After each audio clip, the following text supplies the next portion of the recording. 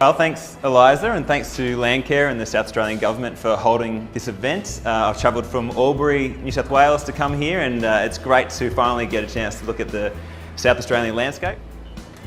Why are we doing it?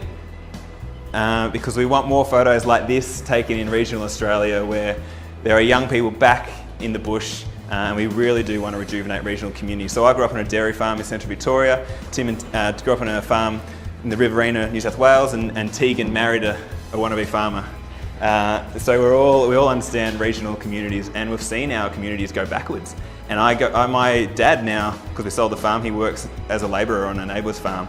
And I ask him, when you go to the silos to drop the wheat off, how many new young kids are there on new people, fresh blood coming into the community? And he says, none. And that gets me angry, I guess, is that why aren't we able, and this is on a property, on a farm 50 k's north of Bendigo, which is one of the biggest centres in Victoria.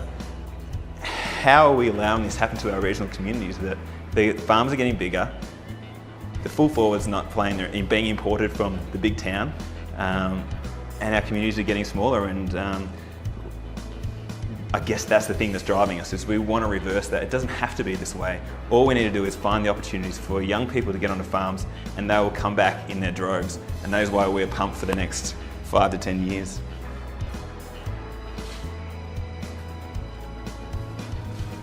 I'm enjoying this. You guys are too. Regional communities.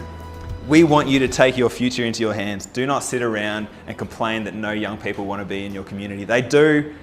They just need the opportunities, and you know your community better than anyone else, and you should be stitching up deals. So we want you guys to support the hope. We need consensus in the community that you want young people back, and you want them thriving, you want community thriving, and you want to help the older generation to step back from their farms. So you should, again, have a social media account. Tell people, tell the world that you want young people. Promote it. You'll get access to everyone in Australia. Use media, hit up the local media and say, hey, we're a community open for business with young people. Come. Then supporting farm ready action. So holding information forums about why young people can, like this, why young people can get onto farms in your district. You could set up mentoring programs. You could support leases. So any farmers thinking about doing leasing can come to this community group and say, hey, who's the next best young person I want to lease it to? And I'll support my community. But the things we're really excited by is this matchmaking concept where you guys in your community, you know who's looking to step back, and you know that you need to get new people in. So why not be the matchmakers yourselves and set those deals up? Talk to the retiring farmer. You're trusted, you know them, they know you. You can start working them through opportunities for them to step onto, get young people onto their farm. You can set up community managed funds where people can invest their money, current farmers, local community members, into a fund which buys farms that are backed by young people, or that get young people onto them and help the older generation to step back. You could set up your own community shark tank where you put a call out for 5 farms in your district, and you want the best farmers in Australia to pitch to be farmers on those farms. And think about creative farm opportunities. There's a farm in northwest Tasmania run by a dairy farmers, won lots of awards, and he was frustrated about his community that there weren't any young people.